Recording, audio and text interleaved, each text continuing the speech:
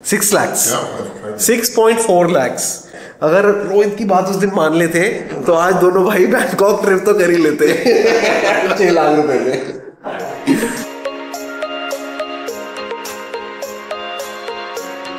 ओ कैसे हो? ओह मेरे को बुला रहे हैं। हेलो हेलो, आ जाओ आ जाओ। यहाँ चल कितना भी आप बहुत बिजी हो गए। आ जाओ ना, बैठो बैठो। और सुनाओ रोहित, क्या हाल है? आप सुनाओ, बड़ा बिजी हो। नहीं नहीं, टाइम ही नहीं है आपको। क्यों?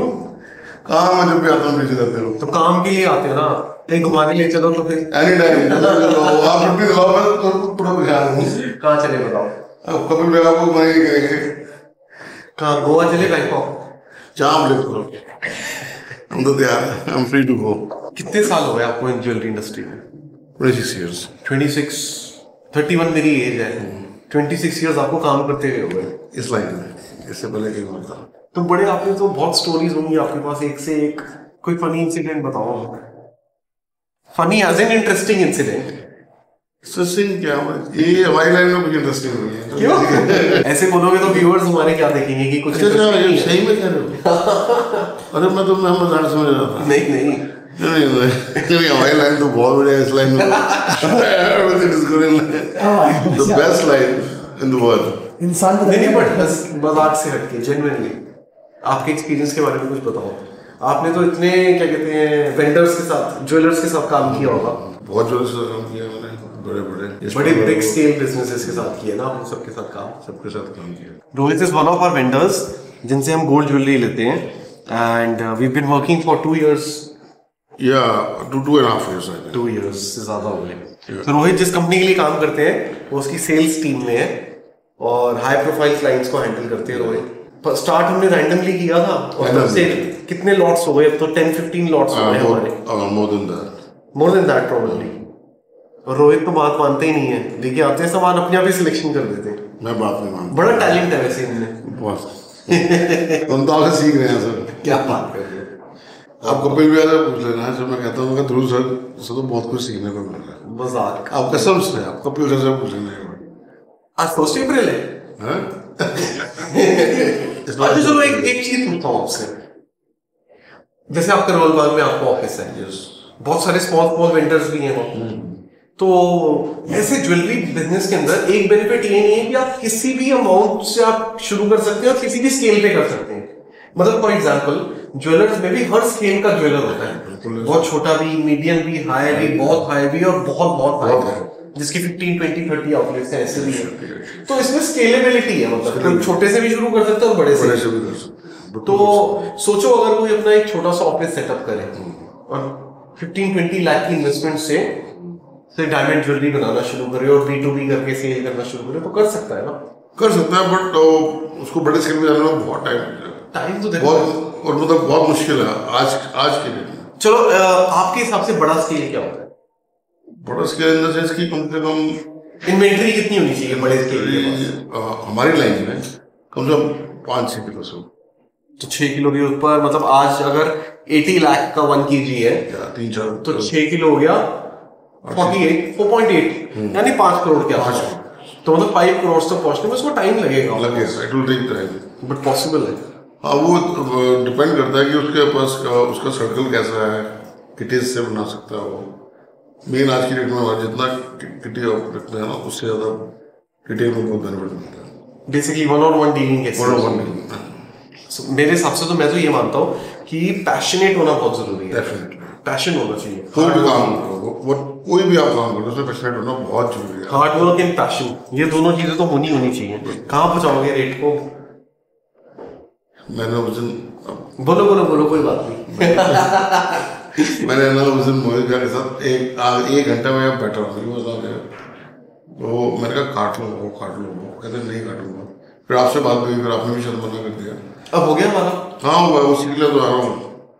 पेमेंट पड़ी है, वो पेमेंट देनी है वो किसी को। मतलब उस दिन कह रहे फोन मत करो, मैं अपना भाव पढ़ के फोन कर दूंगा, मैं फोन नहीं करता। एक क्लाइंट के साथ बिजी थे, बट उन्होंने सेट कपिल पे, बट आई थिंक कट कर लेना चाहिए, कोई प्रॉब्लम नहीं है। वो देखो आप बीच में तो उसी भाव में रहे हो ना। सो हम जिस चीज की बात कर रहे हैं वो ये है गोल्ड का रेट। गोल्ड के रेट में बहुत इश्यूज आते हैं।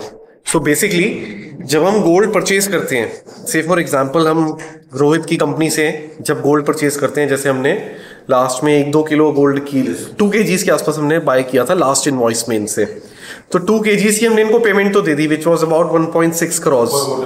वो तो जो भी थी एग्जैक्ट अमाउंट हमने आरटीजीएस कर दी इनको, बट हमने अभी तक गोल्ड का रेट इनके साथ में फिक्स नहीं किया, अनफिक्स्ड रेट है हमारा इनवॉइस में।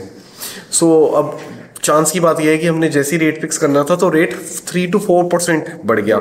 सो अप्रॉक्सीमेटली 1.6 के ऊपर आप मान लो 80,000।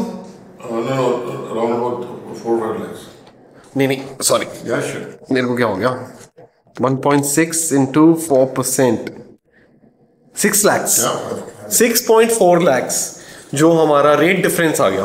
अगर हम उस दिन कट करते हैं आज तो वो 6 लाख है, but we don't consider it as a loss. वो तो रेट चेंज हो रहा है तो हमारा बिग भी हायर रेट्स पे रहा है, that is not exactly a loss. But है यस, अगर रोहित की बात उस दिन मान लेते तो आज दोनों भाई बैंकॉक ट्रिप तो कर ही लेते 6 लाख रुपए में।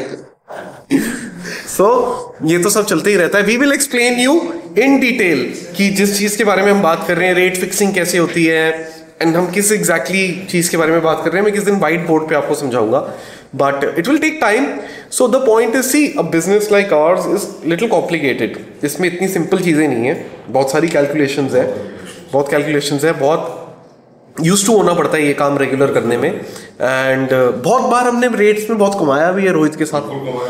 मेरे ख्याल एक डील में 5-5, 7-7% कमाया है रेगुलर रिपीट। और मैं उससे टाइम बोला मैं भाव काट लो बेटर रहेगा, और उसके बाद रेट एकदम बढ़ा। पर रोहित हर बॉल पे छक्का नहीं लगता ना। तो सर मैंने इस बार भी कहा था, इस बार तो सर ना, और मैं कसम से उस दिन मैंने बोल रहा था मैं भैया आज भाव काट लो, कहते नहीं कम होगा। मैं कहा 100% बढ़ेगा, भाव काट लो आप। वो कहते नहीं। अब उस दिन कहने मेरी गलती, और सैटरडे ही जितनी कम बात करो उतनी अच्छी है इस बारे में। बट ठीक है, आज तो क्लोज करते हैं इसको, अकाउंट को मैच करते हैं। एंड नेक्स्ट टाइम जब रोहित आएंगे ना तो अपने व्यूअर्स को पूरी कलेक्शन दिखाएंगे रोहित की। I mean mind blowing collection है इनकी कंपनी की। कपिल भैया इज अमेजिंग। कपिल भैया के साथ भी आपको किस दिन कॉफी पीने चलेंगे, कपिल भैया को भी लेके आएंगे व्लॉग पे। एंड कपिल भैया तो वैसे ही इतने स्मार्ट है, हैंडसम है, मजा आएगा बहुत उनके साथ बातें करने में। एंड आई नो, मैंने उनकी वो वेडिंग भी मिस कर दी थी। वेडिंग मिस किया, और वो बहुत वेट कर रहे हैं अभी ध्रुव कब आएंगे और मेरे साथ कॉफी पियेंगे मेरे ऑफिस में। And he's damn waiting for you. So sweet of you. अभी बहुत इसी वीक में फॉर श्योर चलेंगे, और नए स्टोर के लिए भी सामान लेना है ना। Definitely. तो उस टाइम पे हम कपिल भाई के साथ बैठेंगे। वो तो आएंगे वो तो शोरूम में आएंगे ना। डन है आवर प्लेजर। आपको जल्दी आना है, बनाते हैं, जल्दी से बनाते हैं। अब वो बताइए, यहाँ से निकल ही नहीं पाते ये वाले काम, इतने स्मॉल चीजें इतनी होती है करने के लिए, especially while scaling and redoing the business and redoing the marketing, redoing the branding. तो वो थोड़ा सा it will take time. But you have to give time with us also. You have all our time, brother. We are waiting for you. And next week at my office. Next week पक्का viewers के साथ में, viewers को भी लेके जाएंगे साथ में। डन। सो नेक्स्ट वीक का तो पक्का है, इनके ऑफिस चलेंगे, प्रॉपर इनका स्टॉक दिखाएंगे, और इनके बाद इतना स्टॉक है दैट पूरा दिन लग जाएगा हमें, मे बी मोर, बट मज़ा बहुत आएगा। और बट मैं ये भी चाहूँगा कि जिस दिन आपके साथ ब्लॉग बनाएंगे उस दिन व्यूअर्स को इनकी पूरी detail, contact details, address, and जो भी हमारे व्यूअर्स मेरे रेफरेंस के थ्रू इनके साथ जाएंगे, वैसे तो ये डील नहीं करते हैं, 5 लाख 10 लाख 20 लाख में डील नहीं करते ये, but they will make an exception. We will request them कि अगर किसी को स्मॉल बिलिंग भी करनी होगी, छोटी बिलिंग भी करनी होगी B2B के लिए या B2C के लिए भी, तो भी they will do it only for our viewers. Promise? Promise. Done? Promise.